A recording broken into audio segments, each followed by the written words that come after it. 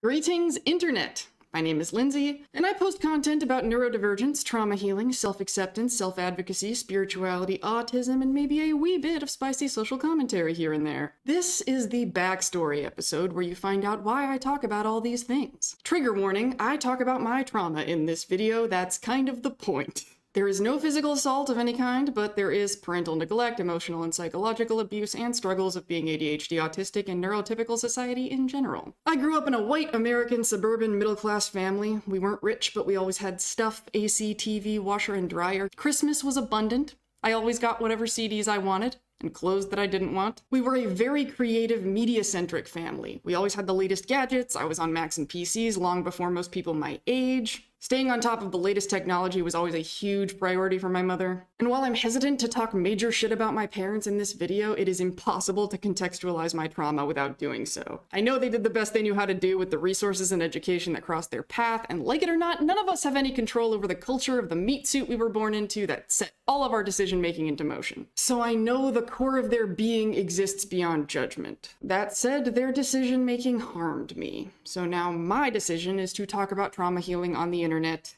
so here we are. My parents got a divorce when I was about 9, and it broke my mother's mind. It was like her very purpose and identity collapsed into dust. After that, my dad treated her like patient zero. I'm surprised he didn't decontaminate us before we got into his car. So without him to scream at, my mom took out all her rage on me and my sister. My dad has always had a knack for passing the pain he doesn't want to feel to his kids. He was still in our lives. He deserves credit for that, but not much. Because he could listen to us tell him all about how she was treating us and then think nothing of driving us back to her after every visit. He had no interest in getting us out of there. Until I was 18 and he wouldn't have to be legally obligated to keep me if something went wrong. Oh, it's great to just be the responsibility that your parents who are supposed to love you just cannot wait to get rid of. As far as my dad was concerned, the worst thing my mother was doing was garnishing his wages for the child support he didn't want to pay. But that was not the worst thing she was doing. It's actually a lot easier for me to talk about the things I'm angry at my dad for because of how painful it is to think about the way my mother treated us and how long I let her do it. The point is, terrible shit was happening, but no one was acting like it was terrible. Supposedly, I had a normal, healthy childhood. I went to nice schools in nice neighborhoods. I never got bullied by anyone but my mother, and my grades weren't great, but they weren't terrible. So I was miserable with no valid explanation, and it wasn't just because of my parents. At school, I would randomly run to the bathroom and cry. I was prone to dizzy spells, exhaustion, even passing out. I didn't act like my classmates, and I couldn't even understand why they acted the way they did. They were always talking. I was like, why? Just stop talking. The teachers asked you 1,000 times, just stop talking. Meanwhile, I was like, I don't even know what to say. Nobody else wanted to talk about Hansen for 5 hours. People would get mad at me for saying or doing weird things, but then they would get mad at me for doing the same things they were doing. And I couldn't seem to do homework or assigned reading, or remember what was taught in class, no matter how often I was encouraged or punished. And I absolutely, without a doubt, genuinely wanted to be a good student. But that didn't seem to make any difference. I got decent grades because I freaking collapsed my brain, white-knuckling my way through to avoid punishment. It's so clear to me now that B's and C's were absolutely the best I could do. God, those fucking bastards. I couldn't make sense of how little self-control I seemed to have. I knew I could read, speak, and learn, but not whenever I wanted to. I knew I could complete tasks, but why some and not others? And my mom would scream at me until she was red in the face that I just didn't care, and I refused to put in the effort. And that made her sick. I was bringing dishonor upon our house. And when I asked anyone for help academically, their advice either didn't make sense to me or it didn't stick. And when I asked for help emotionally, I always got some version of, you're young, relax, you have stuff. Be more grateful for all the stuff your mom gets you. People with CD players who go to nice schools don't feel bad. There are people in Africa who have no stuff, and when you're older, you can get your own stuff, all new stuff, and then you'll finally be happy with all your stuff.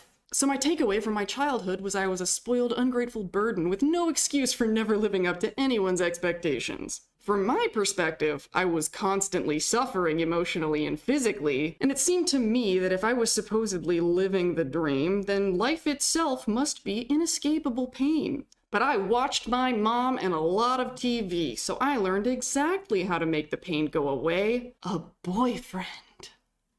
Spoiler alert, this theory did not work out because I'm gay. But in my mom's universe, not having a man was DEFCON 1. After my dad was gone, priority 1 was keep stepdad around at any cost. Guess how many times she chose him over her kids? If you guessed every single possible fucking time, you're correct. But I thought I would never let myself become that codependent. I was going to be different. I was going to love myself first and pick the right guy who respected me. And when I had kids, I was going to be a way better mom. Thank the Lord that didn't pan out. I need a kid like I need a tire iron to the face. Or like, you know, the right guy. But I was gonna have the perfect nuclear family and my dream career. I knew what I wanted to do since I was a kid. I was gonna go be a director in Los Angeles. That was surely where happiness was gonna come from. But everything constantly went wrong along the way. So just like in school, I'd ask myself, why can't I do this? Other people are doing this, why can't I? What's wrong with me? How do I fix it? My MO was never giving up. Having the tenacity and discipline to conquer my flaws so I could stand up to any and all challenges in my way and finally respect myself. I couldn't imagine loving myself before I could do all the things. That would mean I was willing to forfeit my future glory and riches just to avoid effort and discomfort. That would be pathetic. So I worked and worked and worked and worked and worked and worked and worked and worked and worked. I worked to be a good student. I worked to get a good job. I worked to start my own business. I worked to be a pretty girl. It was not that long ago that I looked like this, y'all. It was really not that long ago. I thought that a man was the only way to escape my mother because I couldn't figure out how to make money.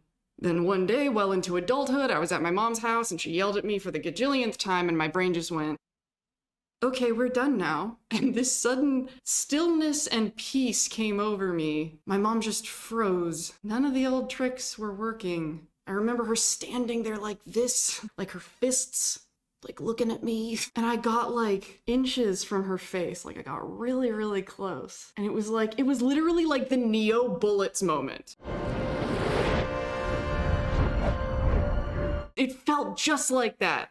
Like now I wonder like if that kind of a moment inspired that scene. Like when Neo just says, no. No. Like that was the moment. Okay, we're done now. And when I got really close to her face, I remember specifically saying, are you gonna hit me? My mom never hit me for all of her crazy abuse. She was never physically abusive. It was all just psychological and emotional shit. It was just shit that I heard her say and believed. And in that moment, I realized I no longer believed. No. It would have to take her hitting me to have any impact on me whatsoever anymore, which is why I said that. I'd been doing laundry at her house. I just took the laundry and I fucking left. I walked out her door knowing I would never walk into it again. The future was an utter mystery. All I knew is whatever was in that mystery had to be better than the life I was living before. It just had to be. And it fucking has been. But then my brain did something very strange. I usually call it my brain crash.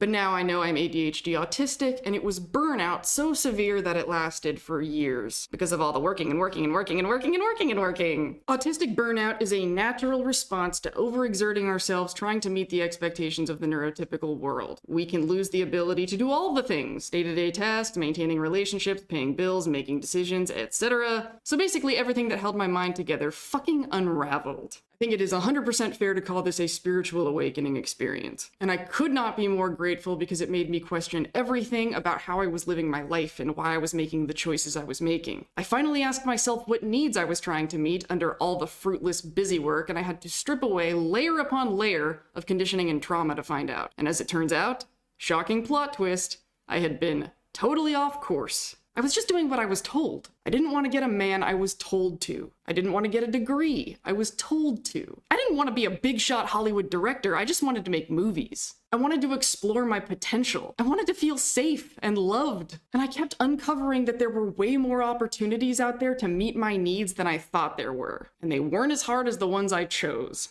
Hollywood made it harder to make movies. School made it harder to explore my potential. My mother made it harder to feel safe and loved. None of those things put me on the right track, but all of them convinced me they did. And all I have to show for it is trauma and debt. So I had to open myself up to approaching life in ways I never had before. and seeing that trying something new wasn't giving up after all. The person I was before was a fabrication that I was constantly trying to refine to accomplish tasks assigned to me by other people based on what would benefit them. I was well trained over many years to obey and affirm a social system that was perpetuating itself at my expense. So now I reject the cultural narrative that changing yourself to accommodate a goal is noble, while changing your goal to accommodate you is somehow worthy of judgment or ridicule. If someone is healthier and happier playing video games in their grandma's basement than they are working a shitty job to pay for a shitty apartment, who cares? The biggest mistakes I ever made throughout my life stemmed from believing that I was more pliable than my goals were. I respected my goals more than I respected myself because I didn't perceive a self to respect. I never even gave myself a seat at the table. So nothing I thought I wanted could have possibly come from me. I wasn't there.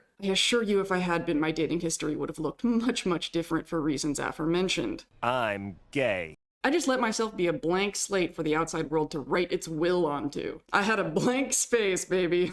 That song is when Taylor Swift and the rest of America all said, "I'm traumatized," in unison, and didn't even know that that's what they were bonding about. So all of this is why I get on the internet and talk about neurodivergence, trauma healing, and self-awareness, acceptance, and advocacy. Because I think it's scary as hell that society normalizes withholding people from being what they are. This is also why I'm so obsessed and a little evangelical about decentralized social media, why I got obsessed with the social dilemma, why I helped start the One Free App project. Because as long as we spend so much time on our phones and these apps are optimized to get us to spend even more, the content we consume there is the content of our lives. Our attention is our lives. And we're handing it over to profit-driven enterprises, so nothing is stopping them from telling us what to want. I'm not going to claim it's possible to completely untangle ourselves from all external circumstances that inform what we want, but it is possible to remember we are us before we're them.